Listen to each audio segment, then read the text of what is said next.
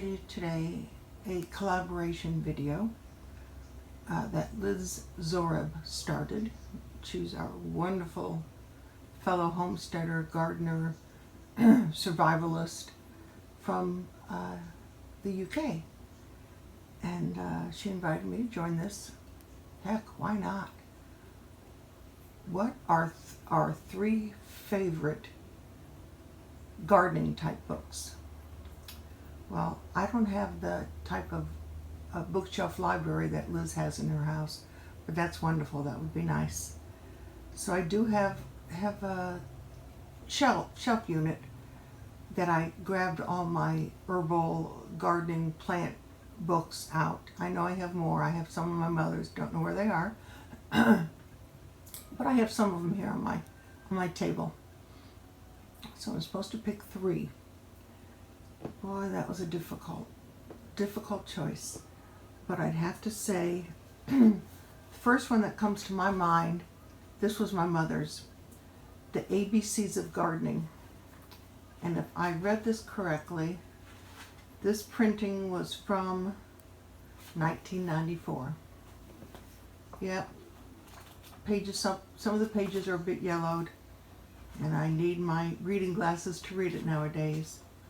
But this little booklet is a wealth of information. It is window gardens, plants that survive in cooler weather, which is Ohio. Just has fruit and indoor gardening, cold frames. I mean, this was, way back when, planting and transplanting, pruning, rooting. I can remember my mom doing rooting of plants with perlite. So my what green thumb I did get from my mother. And my sister and brother also had that green thumb. My sister has a wonderful patio with beautiful flowers. The next book that I like to go through, especially at the beginning of spring when I start deciding what I want to grow in the garden, is the New Seed Starter's Handbook. Now this one was from 1988. And again, there's a wealth of knowledge, the benefits of kelp, the hardening off, mapping out your garden.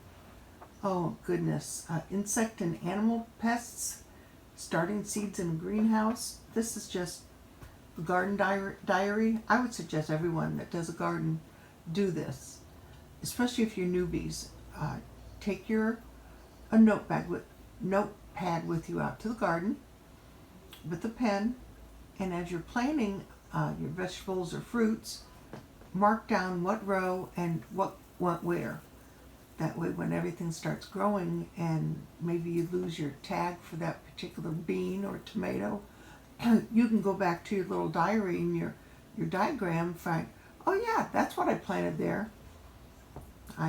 Long time ago I didn't do this. So sometimes you learn the hard way.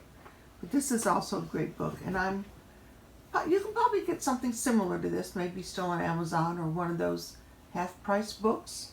We have one right up the street, and she charges full price for brand new ones, but the older ones are usually maybe half off, quarter off, whatever. So worth my while. And then I couldn't decide. I have a huge Gardener's Home Companion, which I go through. Here again, all different tips, flowers, trees, vegetables, how to do what with. But I also have one that my granddaughter has sat down with me, and Celia. And since we took them to the Life Conference in Missouri, and she was sitting there listening to one of the speakers talk about foraging and how you can do this and what you do with this, and you can make, a salve or syrup or whatever. It caught Celia's attention, and all of a sudden she started writing notes. So we go through backyard foraging. stuff that, I mean, a couple of years ago when I had the girls out front picking dandelions, Nana, what are you going to do with this? I'm going to make jam, make jelly. No, you're not. Yeah, well, and it'll taste like honey. Well, they didn't believe me. Guess what? They love this stuff now. So this one is really cool. It has edible flowers and fruits. Talks about the Rose of Sharon, which I have quite a few of those trees. Nuts and seeds. This is just, roots, tubers, etc. This one is a good one if you're going to start foraging.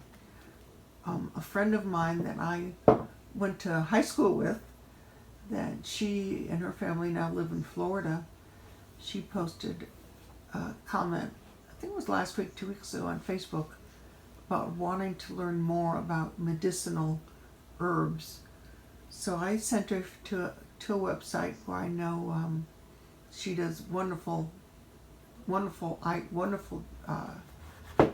job, I suppose, with her herbs and her foraging. I also sent her a link yesterday with a decent book she may be interested in. Go to the library. Check some books out from the library first. Then if you decide, yeah, this is the book that I want to go with, that I want to have in my home, my go-to book, then start your search to find one for you to buy. You never know, you may find one at a thrift shop where people don't know what they are and they want to get rid of it, or garage sale, something like that. But it was very hard for me to decide, which book. I have medicinal herbs, edible herbs, lots of herbs. Joy of Foraging. This one I got, oh my gosh, probably almost 20 years ago, from Jerry Baker. He used to have a thing on TV. Do-it-yourself fix and formulas for garden, maintaining a lush lawn and gorgeous garden. So that's an interesting read. But these were the three that I think I go through the most.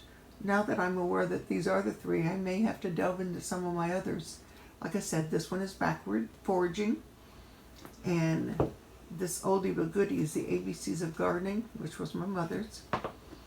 I have the new Seed Starters Handbook, which I like to go through in the spring to sort of remind myself what I do. If I get a different seed that I've never had before, maybe it's in that book. And then the Gardener's Home Companion. So, sorry Liz, that is 4. I apologize. But I hope you all have a great day, and sit back and grab one of your gardening books and just read away.